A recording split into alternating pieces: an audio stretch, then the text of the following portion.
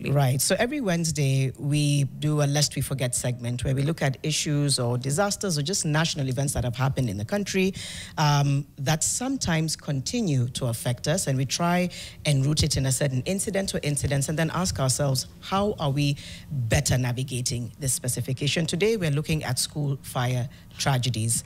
We're going to be speaking to Anthony Muchiri in just a moment. He's the Emergency Preparedness and Response Manager at the Red Cross, and he'll be giving us some disaster management, just figures and how we're doing as a country. But first, I mean, we have data here that's quite shocking. In just over about 34 years or so, we've had about 10 recorded school fire tragedies. Now, earlier I'd mentioned 1996 for Changuli. My mistake, it was actually 2001. So why don't I give you just a quick timeline and a breakdown. There was St. Kizito Mixed School, an arson attack on the dormitory by students. This was in 1991. About 19 deaths were recorded. Bombolulu Girls Secondary School in Kwale County happened in 1998. The cause of the fire was cited as electricity fault. Number of deaths recorded was 26. Then there was Nyeri High School in 1999. Arson attack on dormitory by students, resulting in 4 recorded deaths. Changuli Secondary School in Machakos was in 2001. Arson attack by 2 16-year-old students, leading to 67 recorded deaths. So really high number there. Upper Hill Secondary School, 2008.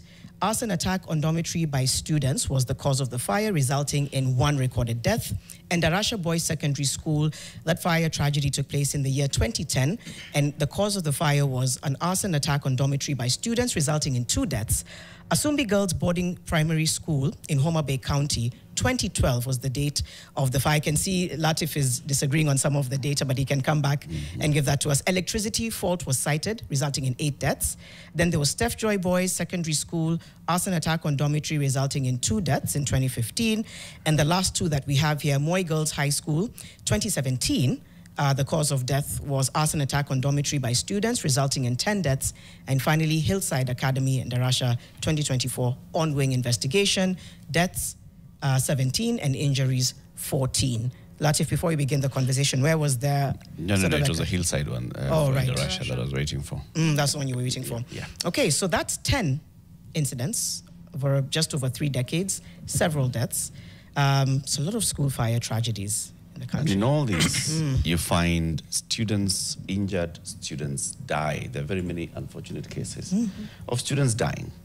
And we've seen stories of what has been done. We've seen ministers who come in and say, like I remember the late Mutula Kilonzo when he was education minister, he came out and said, okay, now listen, you cannot have people in a dormitory and then you've locked them up from outside. Actually, because they're teenagers and don't want them to leave school at night. So the matron locks from the outside and goes with a key. In case there's a fire, they don't have an escape route. You cannot have people just crammed up in a dormitory, and these are mattresses, and there are so many, like 16 in a small cubicle. You cannot do that. You must have clear exit and fire emergency exits, right? And so on and so forth. And that's why we've invited somebody who is an expert by, I think he'll tell us whether by training or also by practice and by what he does on a daily basis. Anthony Muchiri is the Emergency Preparedness and Response Manager at the Kenya Red Cross. In all these incidences plus others, Kenya Red Cross are usually among the first responders on site. Sure. Anthony, good morning. Morning to you. It's good to have you here. And I see the red of the Red Cross. The red is ready. Yeah, red is ready. It is. And no wonder today Mariam was also in red. Yeah. So, Machi. Cindy, Machi. Karibu sana. As we get into this conversation, let's start with the day's quote. Yes. Which is also pointing towards what we are talking about today. Right, exactly. Minata Forna, a Sierra Leonean British author who's written a lot about conflict, given her own history with her father being executed in her country many decades ago. And she said, the only way to live is to be fully present in your life, even when it hurts. The only way to live is to be fully present in your life, even when it hurts. Awesome. I actually go by that. Just being fully present in everyday living. Part of our work is so tough that if you keep hanging on into what you've seen, past incidences, you really cannot be fresh enough for the next. So just live on the present. The present is this. We are not so familiar with these kind of spaces, which is just normal. We thrive when there are crises, some of us. So It has to be on the present, on the go. Yeah. Eric calls it weka tu kwa lungs, usiweke kwa moyo, weka kwa lungs, ukipumua Inatoka, una breathe in ingine. It's not that you're going to stay empty. You breathe in another. Hiyo inakaa inatoka. to make room for the next one. And that's how you keep alive. Yes. Gosh, your default setting is actually disaster response. Sure. So you're constantly on edge. Just When a phone rings, you just know, oh my goodness.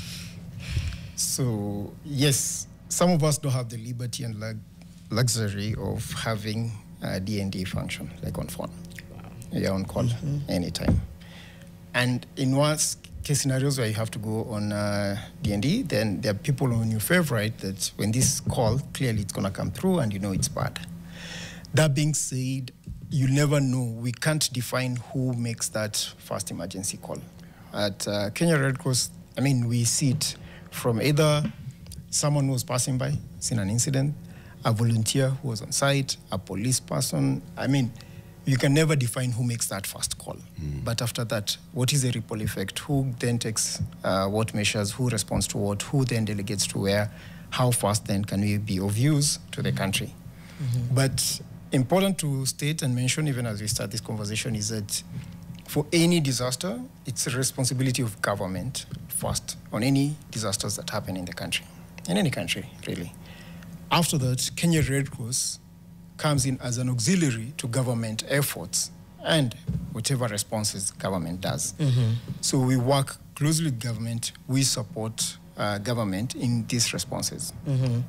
Our colors are flashy, yes, and we seemingly sometimes seem to be the only people on ground. But I can attest so many disasters, like especially fire. You don't know how many calls Nairobi City Council, Nairobi County responds to on a daily. Sometimes we don't show up for those. We show up only in the morning to support recovery of the victims. Now, we talk about deaths more often than not, but we forget the bigger trauma that is caused on either the victims directly who survived the fire or their families. For instance, let's look at Russia the other day. These were children, the survivors of that fire.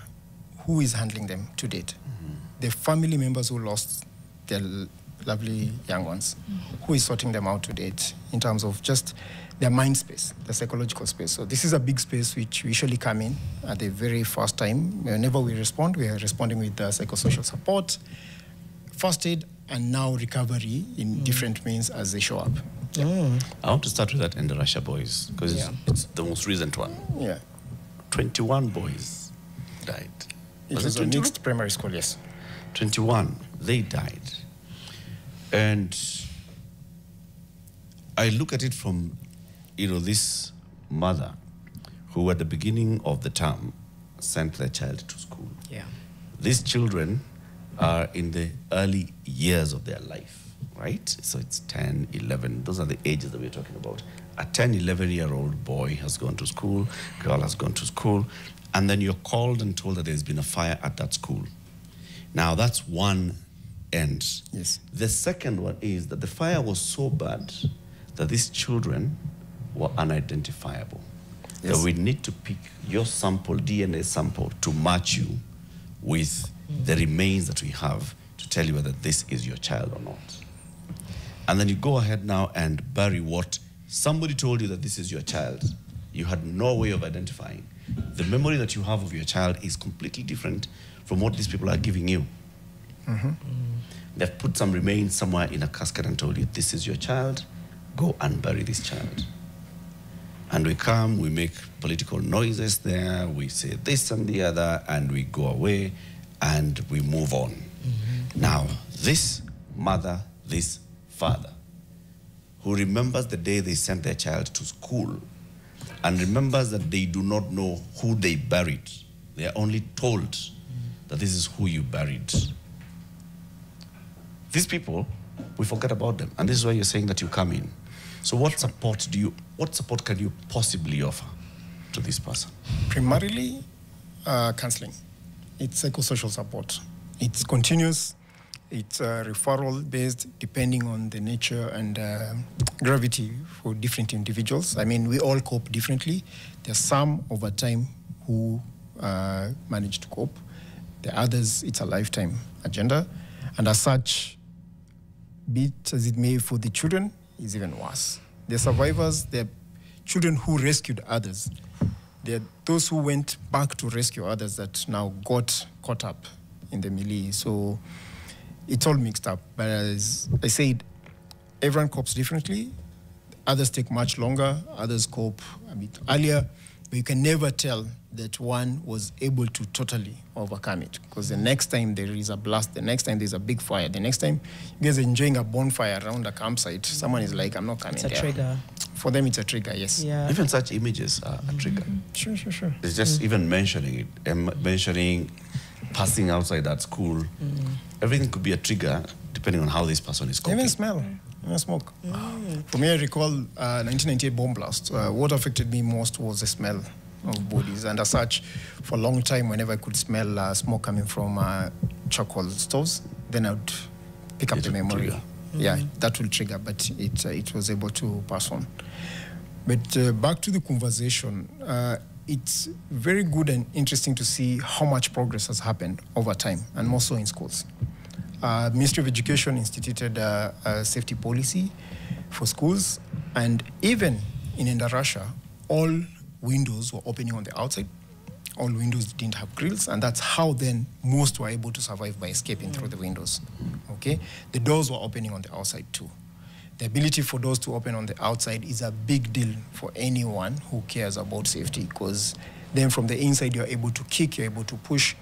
When you're fighting for life, so many things happen around you. But if the doors have to come back inwards, then that's a struggle. That's how then you have like just people pressing on the door and a stampede, and you cannot open back. You cannot push back enough to open.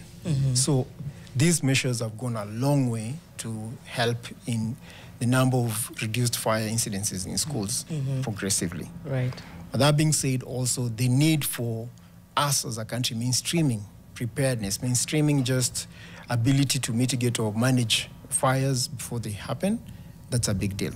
Just before you even go further, Yeah. just walk us through for schools and in general, just build. Let me start with the schools, just because there's parents who are taking their kids to school in the near future there who have kids in school right now, and they want to know if this building that my child is sleeping in meets safety standards. Just give us some things that I walk in and I check. The doors open to the outside, the windows open. Those ones. Yes, and at least no grills on the windows. No grills. And general fire escapes, fire directions, ability to come down the stairs, just the gaps between stairs and the landing spaces, the number of floors. Sometimes, I mean, if you're 2 floors high, the ability to get out alive is easier than 3rd floor, where you jump and now you can break a leg or so.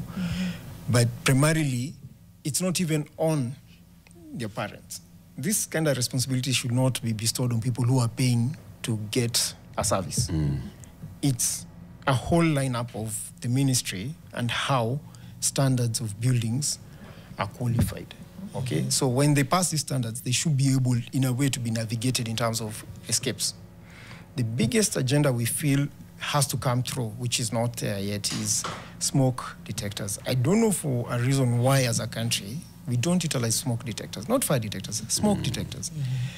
If you can import furniture from China, really, you can buy a smoke detector. And having that one piece in your house, not necessarily to trigger a fire tender or fire teams to respond to your home, but just to know an alert. To alert it's time you to that escape.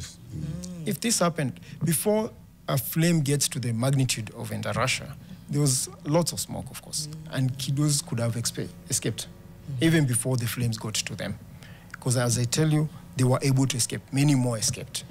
So smoke detectors are a small item, a cheap item that if government or Ministry of Education can run with it, this should be like a compulsory on all dormitories.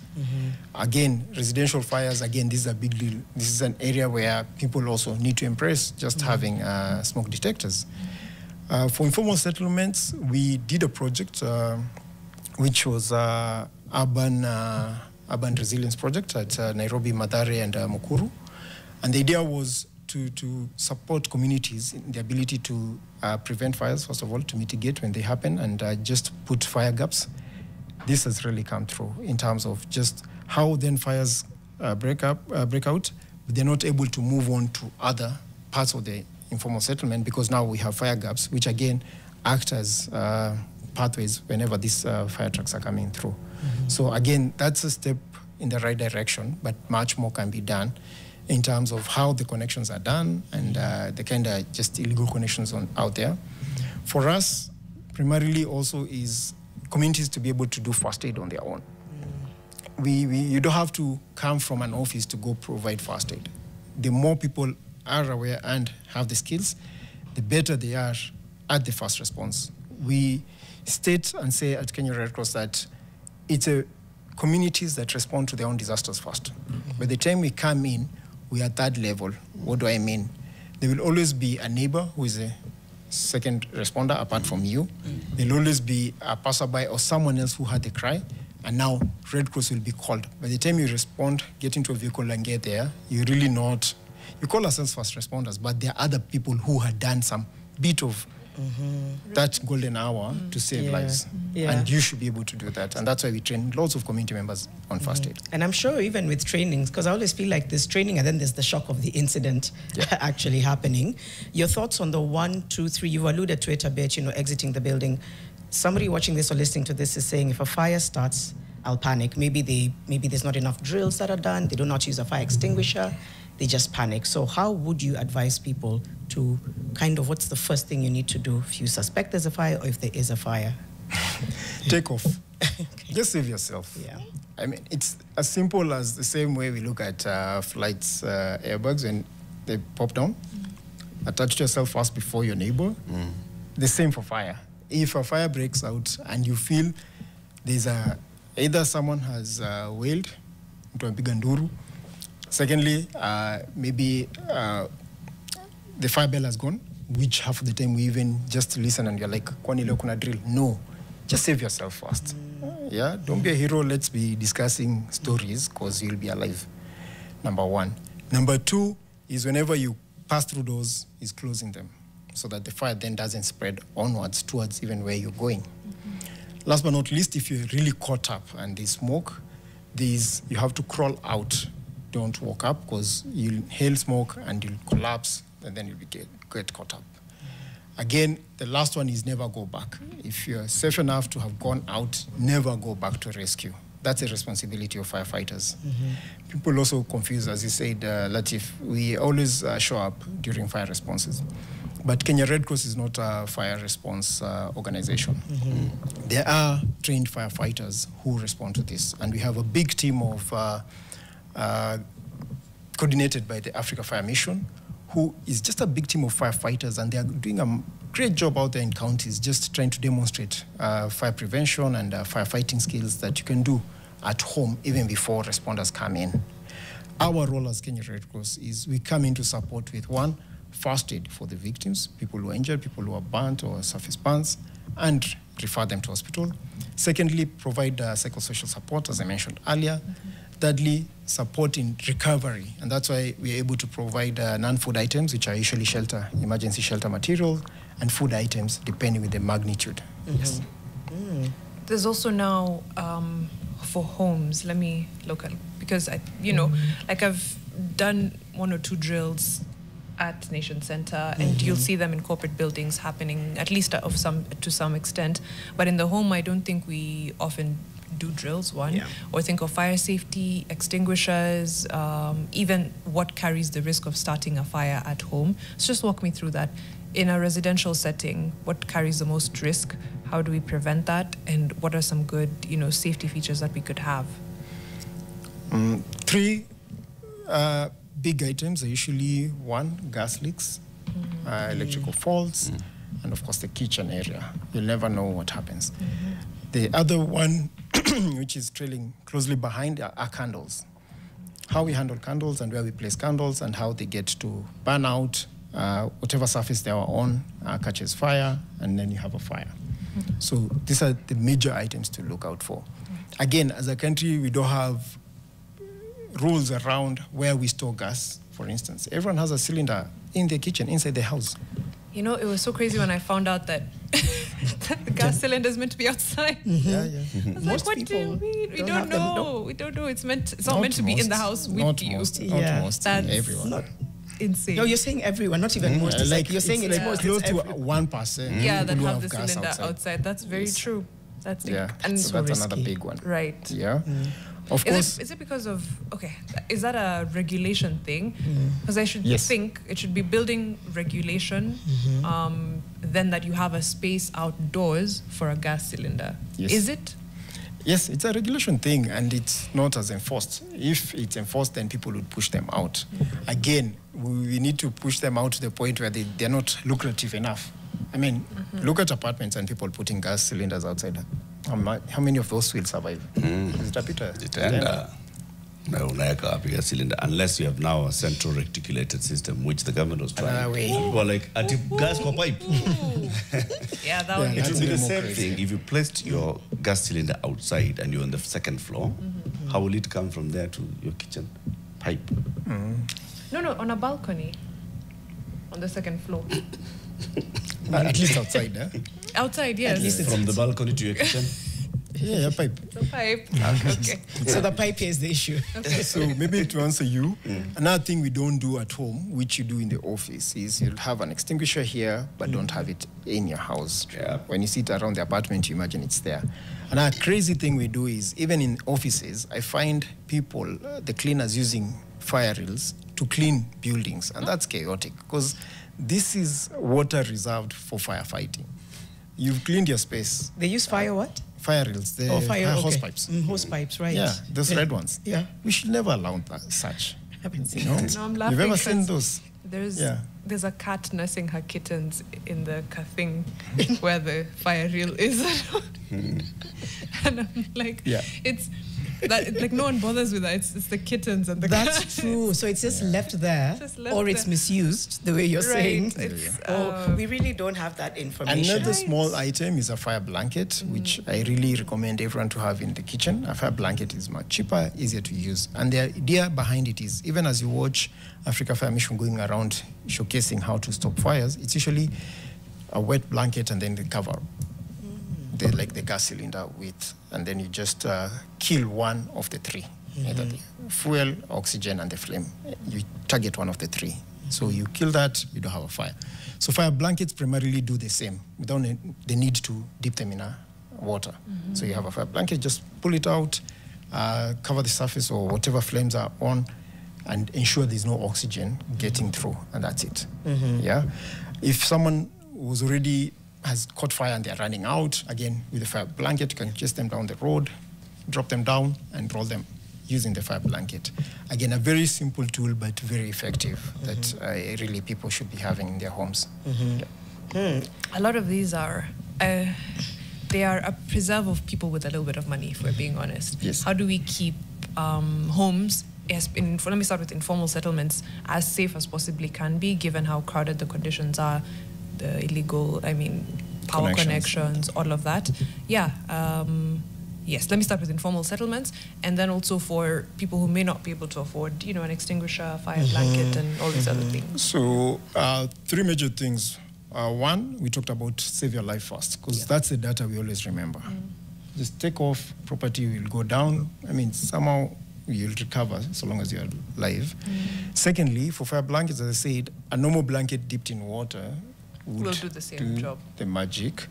That but not least is to respect firefighters and give them way. However, turnaround is allow them in.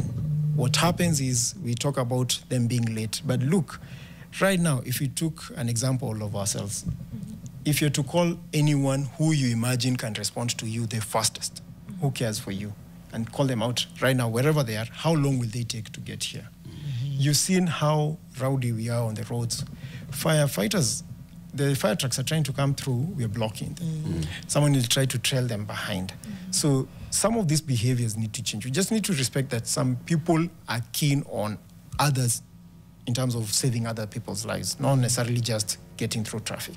Yeah, so informal settlements, this has been repeatedly talked about, and now we've seen where firefighters are more embraced as opposed to being attacked using stones. Yes. I want to go to the policy at a bigger level, right? Where is fire nestled in government? Thank you. Another tragedy of us commons. Fire is usually like a department within, actually unit within a department. And the idea is, I feel as a country, it's time we moved to the point where fire chiefs and firefighters have equal respect beyond even a department. It's time to get to ministry level. We've seen now repeated fires all over different counties, and people are starting to appreciate we needed to do something. Just this year, between January and February, we had 108 wildfires. Now, wildfires are things we've never heard about. Maybe it's climate change, I believe, but really, 108 wildfires. You can imagine the headache around all these counties managing such kind of incidences. Yep. Multiple incidences, I can tell you, no single county was able to handle on its own. They were calling on other counties to come and back up. Remember, this is a wildfire. Chances are that there's no so much quote-unquote vulnerability, exposure to humans. But on the flip side, if one county has to dedicate its fire trucks to another county, then there's a gap on their own county for a normal fire incident. You get the drift? Yeah. So for the sake of sanity and the ability for people to just know you can sleep, you can rest here knowing if an incident happens, then we are sorted as a country. We need to put in more budgets to firefighters. We need to put enough regulation around how we handle fires. They are bad masters. When they come around to control us, I mean, how many businesses have we lost in comparison of the days just because of fire? But who can respond to them? As an organization, we respond to humanity, not mostly not at the times fire. not the fire or businesses as such. So we'll have it as records, but we need to get to a point where it's so synergized that when fire responders are responding and we have our emergency A+ ambulances supporting them, then everyone respects that. It's not a Red Cross business, it's a business of counties and governments to respond to fires, and we just can support them by giving them access. On their part, they need to give them more budget allocation so that then we have a professional outlook. I've seen what has happened in Mombasa the other day, and I really like it. Mombasa County are on the forefront of just ensuring that their firefighters are well kitted, they're well equipped, and they're ready to respond. Of course, even how you show up gives that kind of a respect. But again, the same people, firefighters are the same people who will go to collapsed buildings. These are the same people who will come to rescue your cat on top of a tree. Again, when there are trees which have fallen on the road, it's firefighters. I'll tell you for free, in this country, we don't have a dedicated ministry to respond to disasters. Emergencies. We have the National Disaster Coordination, NDOC, National Disaster Operations Center, which coordinates all of us whenever there are fires. But that person who will go to the front line is only a firefighter. Next in line would be people like Kenya Red Cross or St. John. But in the heaviness of all, it's firefighters. And what's the ratio of firefighters to other? It's chaotic. I don't have the numbers off my head, but I mean, it's chaotic. It's very small. And do we have voluntary firefighters who have day jobs going about their business and then or do we have dedicated firefighters? Yes, there are volunteer firefighters, but not as dedicated the way you put it in terms of being on a roster.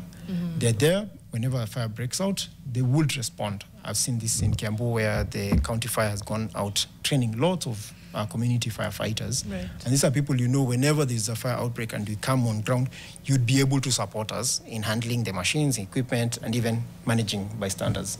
Yes, so we have such. You know, it's that's why I was raising it at that level. So those immediate response services will be offered by county governments, right? But then there needs to be a bigger policy at national level that knows and coordinates. This is what we do with fire and emergencies. This is like the training that we offer to all firefighters. Do they have standard training? I know Nairobi County has training for firefighters. I've seen Kiambu as well. I saw they have a fire training school and academy. Bramwell Molo Simiu, who's from the Nairobi County Disaster Management, we spoke to him some time back on the call, and I see he's commenting here saying the Red Cross is doing a good job. But at that bigger space, at macro level, if we don't think about emergencies and fund emergencies and have policies on emergencies, then we only respond when a fire happens, and then we don't know what to do thereafter. That's why we ask, so the follow-up support to the affected families, to the victims themselves, knowing that they went to hospital, they are back, this is what they now need for, you know, rehabilitation and so on and so forth. Yep. That is needed at a higher level, at a policy level. Yes, yes. So we have the disaster bill, which has gone through the second reading, and very, very hopeful that it's going to come through. Once that happens, then we'll have the disaster risk authority, and in an ideal, this would then shape out all forms of responses in the country. Just 2 weeks ago, we were launching the early warning for all, and this is a bigger agenda on the macro level where CAK, Communication Authority of Kenya, would be the ones sending out alert messages whenever there are disasters. Kenya Met will be sending out our forecast, now not necessarily just the advisory, but to the text level where they come directly to your phone, and you know if you are triangulated in a certain area, this would be occurring, maybe a flood. NDOC is coordinating all this. As Kenya Red Cross, we are handling one pillar, which is in regards to preparedness and response. So at that macro level, a lot is happening. On the 19th, we'll be again launching the anticipatory actions road framework for Kenya. Again, the idea is we need to do lots before a disaster happens. This is our only bet, because the kind of cost it costs after the disaster, it's quite costly. So the amount of early warning, anticipatory actions, early actions for Kenya Red Cross that we're pushing for is on a bigger scale. Right now, we have floods in the country. Are we seeing so many people who were displaced as such? No, not like what we had the year before. What happened is when KenGen issued the alert, when Kenya Meteorological Department gave us the warnings, we were able to work with Safaricom Foundation, send out 180,000 messages, which are triangulated to the people on the river Rhine, Tana River. The people were able to self-evacuate without the need for Kenya Red Cross or any other organization and be on safer spaces. So that worked. And as such, now we really want to embrace the ability to use early warning and early actions to safeguard interest of lives first, property, and of course, in the long run, helps with the recovery efforts. I don't want to put you in a difficult position, Anthony, but you said what the Kenya Red Cross does is auxiliary to what government does, but I hear what you're doing and the people you're working with, and I'm not hearing much government. Let me explain government. Kenya Met in the government work, but foundation doing that to my text, and of course you do need a part, like a communications partner, but I still ground. Go on. So CK in future will be doing this, and they have the authority, and all telcos, whenever they're licensed, they have that provision where government can intervene and just send out warning messages. So sooner or later we'll start seeing those happen. Government comes in every time, and I'm going to respond this way. When you see firefighters on ground, they're sent out by counties, so that's government. When now we go on ground and we want to support, say, with food relief, Ministry of Special Programs offers this. We offer emergency shelter items primarily, and then government comes in with food. Coordination, when you have a collapsed building like we had at Kahawa West the other day, Kenya Red Cross doesn't have the muscle to call whoever has an earth mover or a caterpillar to come on site. NDOC has that muscle. They'll just make one call and someone shows up, they'll bill government later. That's then how we are able to marshal those kind of equipment on ground. So again, they may not be seen on the front line in terms of how we show up with the regalia. Maybe it's the red that's just very bright. Government does a lot on the background. Whenever we have such big disasters, they're always coordinated by them. Whenever it's bigger than all of us, the Kenya Defence Forces come in because they're very good. When we had chemical leak on Wayaki Way, I took a decision. We are not responding to this. We don't have the capacity. It was only KDF who could respond. They have the necessary gear to hazmat gear to manage such. So there are mechanisms that happen at that low level. The thing is, I don't know why they at times don't want to shout about it. As an organization, we'll explain what we are doing. Maybe it's accountability to people for Kenya Red Cross. But whenever they do so much, I like the way Maura has been doing it, the government spokesman. We were with him with the Embakasi fire, and full time you could see him on ground. He'd wait for journalists and update on the go. Again, why? Because they have a stake in what they're doing. Even us, we auxiliaries to government, so by the time we're doing it, it's a reflection of the ability for government to have done something. Yeah? So yeah. Has there ever been an effective formal inquiry into any of these tragedies? Because it seems like they happen, maybe an inquiry will happen, maybe it won't, maybe the findings will be, and maybe it comes down to accountability. But when I hear you say anticipatory and you're trying to see how to better improve practices and response, it should come from lessons learned, tracking trends, and formal inquiry to say this is what happened and this is why it shouldn't happen again. Internally, yes, as Red Cross, we do this. For the inquiries that are launched out there with commissions, I wouldn't comment much. I haven't seen what to pick up from. Internally, what we do is whenever we respond to any incidences, there is always an after-action review of what happened, how it happened, where did we go right, where did we go wrong. And it's very, let me use the word informal, because we allow people to just give, no matter how small a detail was, like on this day, hot meals came in late, because we supply hot meals to responders like at Kahawa West. That is something to pick on. You want the people on the front line energized enough to deal with such. A small thing as we called 1199, which is our toll-free number for emergencies, and we gave feedback, but we didn't receive feedback as well. You know, it's one thing to call, it's another thing to be called back and told, yes, you asked for this, we're doing this, and this is the person. Such, we want to fine-tune those. We've not perfected. There are still gaps. And we know, moving forward, these are gaps that can be handled. Yes. 1199, toll-free number for the Red Cross, right? For any emergency, not just any fire. Emergency, even telecounseling is done on that line. Yes. Okay. Any international best practices? Anything that stands out as this is how you do fire response? Something you've seen in another country? Three major ones. One, when a fire truck beams out, everyone stops. It's not like we are moving. No, you stop. They navigate. They have dedicated lines, lanes for response. Number one. Number two, smoke detectors are connected to fire stations. So again, a long way to go, but it does work such that. And at once, if you are playing with fire, if you're doing something in your house and it smokes and the trigger goes, the government bills you. Yes, as a best practice. It bills you for a false alarm. Yes, they will respond, but they'll bill you. And it's hefty. It's usually like $3,000 for false alarm. But if it was an actual... burning food. Yes, especially food. Yeah, the smoke detectors. I was risking myself and others.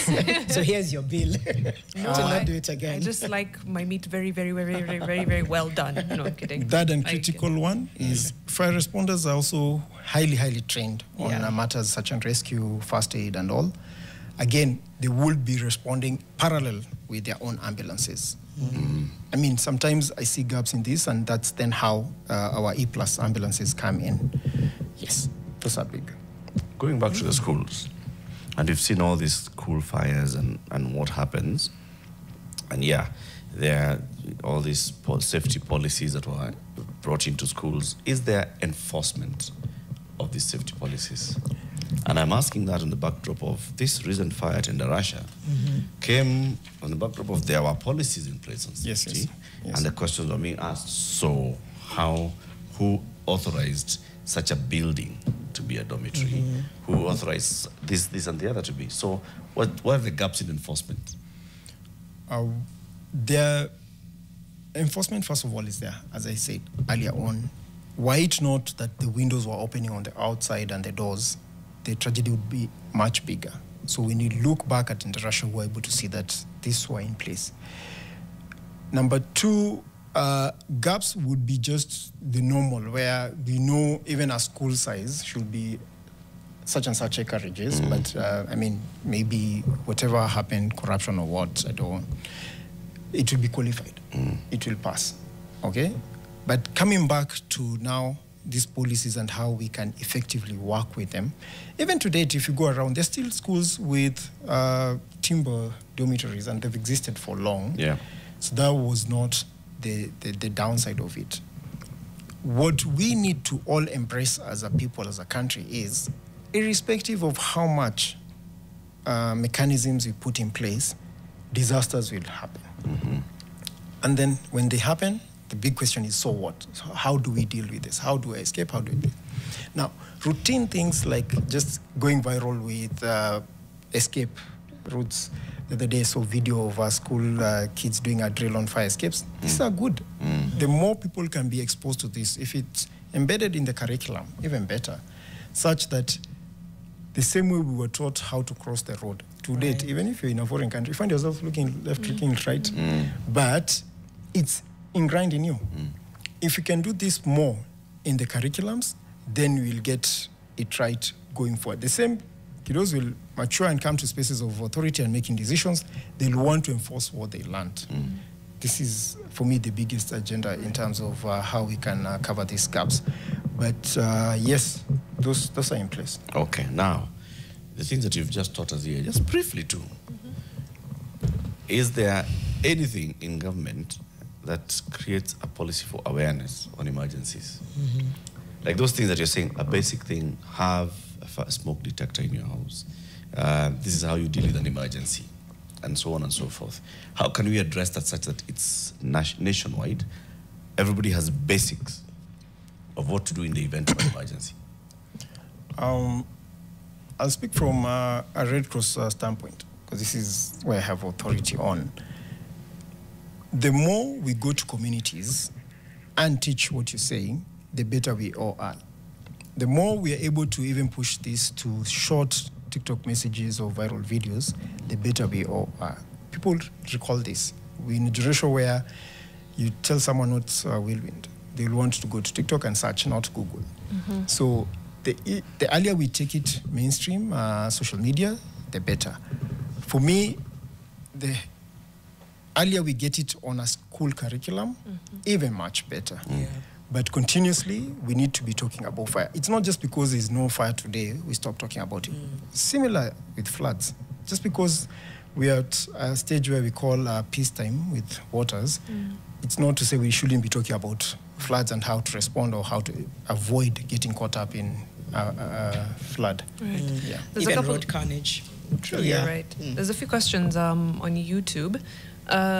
So lots of people appreciating. So that Diasis says, appreciate the service you offer as an organization. Branwell Simui says, tremendous work that Tony and the Red Cross do, especially here in Nairobi. Appreciate them from the Nairobi Counter Disaster Management. Then there's a question on what are the best measures to prevent fires at markets like Gikomba and Muthurwa.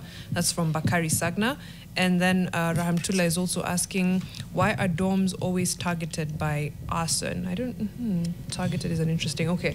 We'll see if there's any reason why they're particularly susceptible. More than classrooms. Yes, than classrooms. And then on fire prevention at markets. For markets, the biggest is fabrics. Fabrics.